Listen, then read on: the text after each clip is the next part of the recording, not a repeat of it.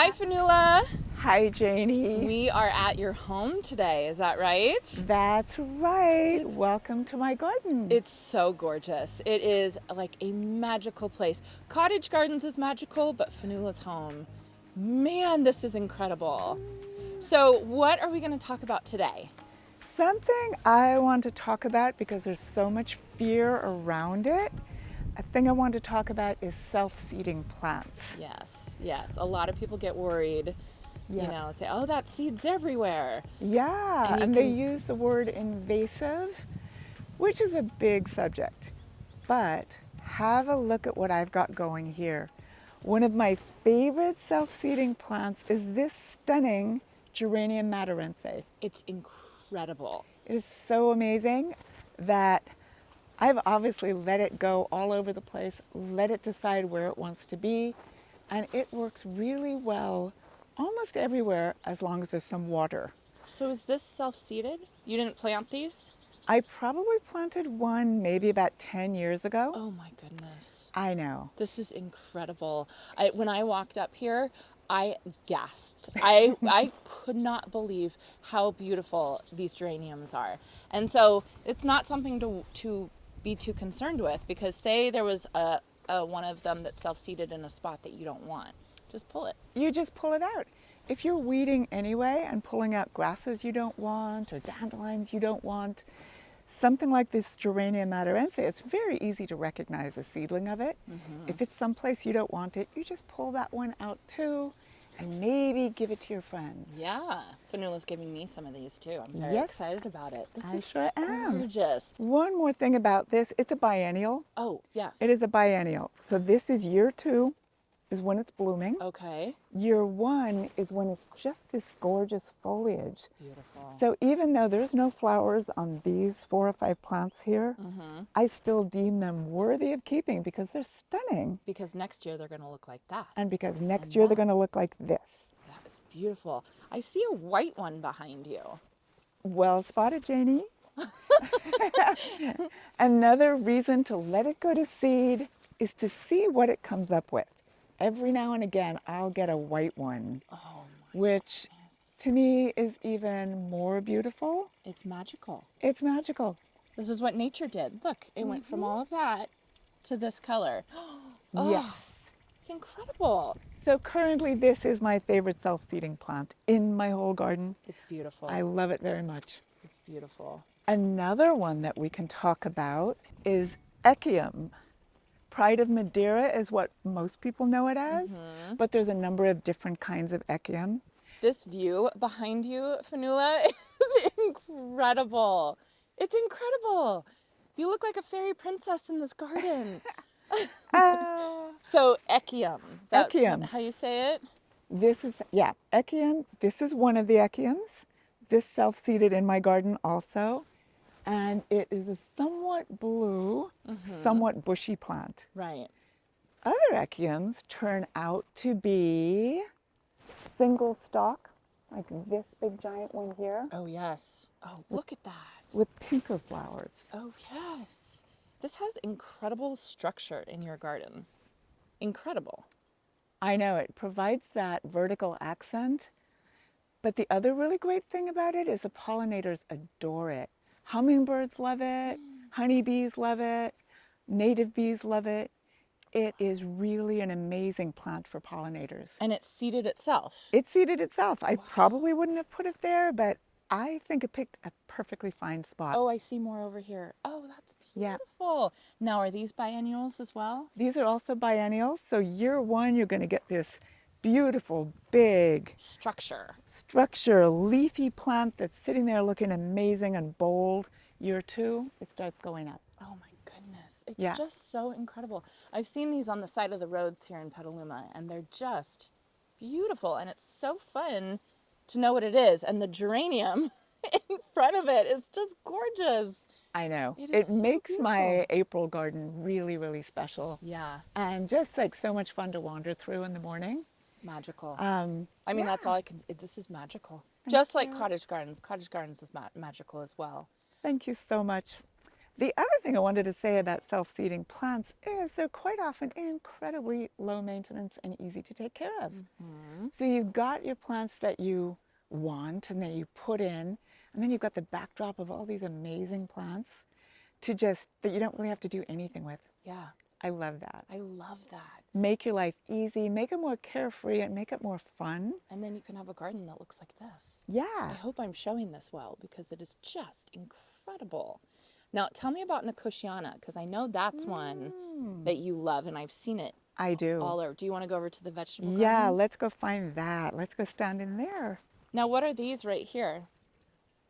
Oh, this is a baby Echium. Oh, this is This is year one of one of this those. is that one. Yep, They're This so is- pretty even as babies. exactly. They're so sculptural. Look at this. I know, there's drama, there's excitement, it's big, it's bold. And it with next to the geranium, it's beautiful. I know, it's pretty. Okay, I can see what you're talking about with the self-seeders. I get it. Yes. I get it. Okay. Oh, look at that Nicotiana. Come on in, I'll Look show at you. it. It's like a sea of pink. It's so beautiful. So this is your veggie garden, Yeah, correct? yes. This is my veggie garden. I am still waiting before I plant my tomatoes because it's just not quite the right time yet in Petaluma, much as we're ready for them. I know. So I'm still clearing space and I will pull some of these Nicotiana, but in the meantime, they get to bloom and look gorgeous. Wow. And the hummingbirds adore them, so that makes it kind of hard to pull them. But I do need the space for my tomatoes and peppers. Yes. But my goodness, In the meantime, they're so beautiful. They're so beautiful. and same thing, every now and again, you're going to get a white one. So do you spread the seeds or you just let it do its thing? You know, I have planted a few different kinds of Nicotiana. Tinkerbell's one of my favorite. It's a super cute little one with a maroon face and kind of lime green back behind it. I also have planted that really tall Sylvestris, which is white, smells like jasmine in the evening. It's a stunning one. And Crimson Better. I've planted 3 different kinds of Nicotiana deliberately, and they have hybridized in my garden and produced these airy clouds of pink gorgeousness. Yes, they're like all different. I mean, look at just on the same plant, all different varieties of or color, hues, shades of Yeah. pink. They're so beautiful. Wow. So what you're saying, yes, what you're saying is it's nothing to be scared of. Self-seeding plants. No, it Okay. really, really isn't. It's something to be grateful for. Right. When you see a little Nicotiana deciding to grow itself in the crack of the sidewalk, we can go look at that one in a second, right where you can see it at your front window, my goodness, that is just the It's best special. thing. It's it's it chose that spot. It decided that's where it wanted to live. Exactly. It's nature. It's magic. And flourish. And I'm sure there's a lesson in there somewhere that we can all ponder for half a second, but it's like, this is nature at its best, at its finest, and it is flourishing. Like, so happily. I'm just looking around behind you at Yeah. more of the geraniums gosh, that look at I this. did not put those there. You but didn't, huh? What a backdrop. What a backdrop. This is the backdrop to my vegetable garden. And even, I'm sorry, I have to show over here. Through your archway, look at all your geraniums. It's beautiful. Okay, we're down on your patio now, and look at this Nicotiana. Fionnuala, it's taller than you. I know. It's significantly taller than you. I know. And it's in the crack of your sidewalk, and you just let it grow. I just let it grow because it's pretty distinctive. The seedlings for Nicotiana or all my other self-seeders, pretty distinctive. You can know. You know what they are. And Yeah. you just like, well, let's see if it's happy. Yeah. And this one is incredibly happy. Oh my goodness. And how long is this going to bloom for? This is a thing about Nicotiana in this particular area. Sometimes they're perennials, but so it could bloom for 6 to 8 to 10 weeks right now. I cut it back, it does it all over again. No. Yeah, Really? I know. Wow. Now, can you tell me about the plant behind you? Yes, another favorite, Euphorbia. This is Euphorbia wolfeni, another self-seeder. Let me back up 1 second too. I deal with gophers and I deal with deer.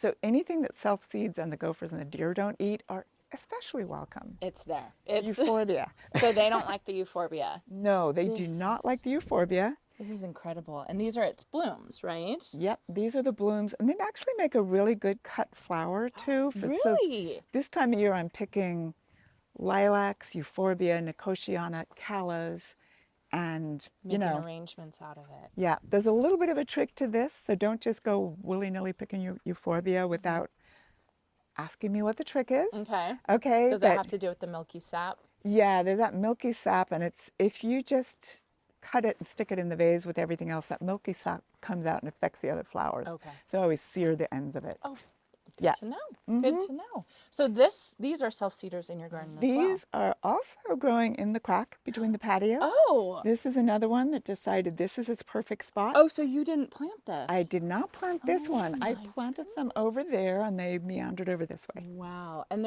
you have two different varieties because I see this one Yes.